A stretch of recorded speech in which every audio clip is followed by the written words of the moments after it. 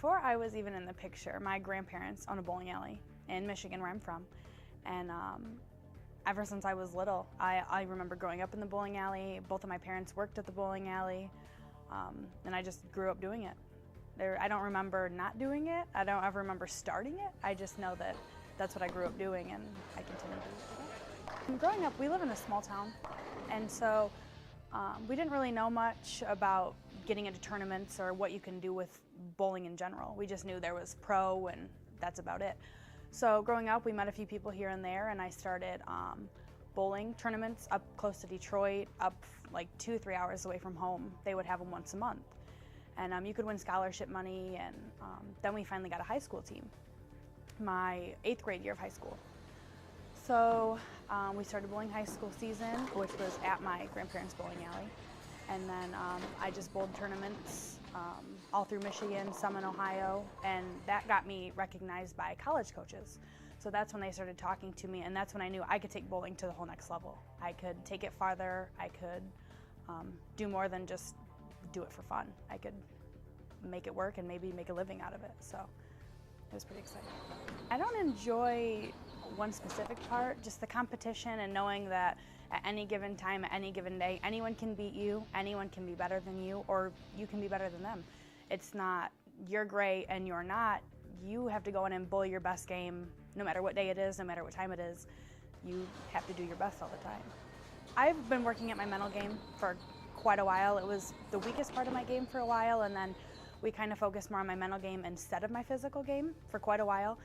And then when I got here, I knew I had a pretty strong mental game already, but knowing that there is at least 8 to 9 other people behind you all the time, rooting for you and keeping you positive, and basically us all working for one common goal helps your mental aspect completely. They make it a lot easier. When you throw one bad shot, you know that they're still there for you. You still have a whole team, you know, right behind you that's going to back you up no matter what. So it makes it a lot easier not to be so hard on yourself. I always told myself I would never go far away from home. I never thought I had the option to go far away from home. But, oh God, I think it was my sophomore year of high school. One of the girls on the team is from Michigan also, and she obviously went to Central. And she was talking to me about Ron, our coach, and everything like that. I'm like, oh, that sounds, you know, really cool, okay. So I talked to her for quite a bit, because I wasn't allowed to talk to him yet. It was against, you know, the rules and all that kind of stuff. So I kept talking to her, finally started talking to Ron when it got closer to my junior year and stuff like that. And, you know, he told me I was eligible for like academic scholarship money and stuff like that. So out-of-state tuition wasn't really a big deal at that point. We knew that, you know, I had options, we could figure something out. And I came and visited. They had a great program for my major. I like his coaching style a lot more than other coaches and other schools that I went and visited. And it fit, it felt right. I knew I was far away, but it didn't feel like it being here. It was a lot like home, I guess you could say. Smaller, quieter, that kind of thing. So that's what I chose. My sophomore year of high school was pretty crazy, to say the least. We bowled team on a Friday, and my team ended up winning that year. We won the state title for the first time. And then the next day we bowled singles. So it was qualifying, not a big deal. I just knew I had to make cut, and then we would go from there. And you bowl 6 games. My 3rd game of qualifying, I shot 300. First 300 ever, so it being state finals, I'm only a sophomore, and I've never done it before, so it was, I mean, crazy. There was hundreds of people watching.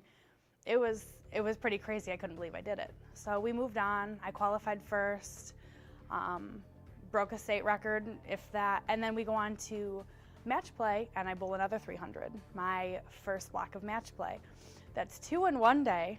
I'd never done it, I mean, before that day, and so it was like an overwhelming feeling. How did I just do that? Where did that come from? Why couldn't I do it before that?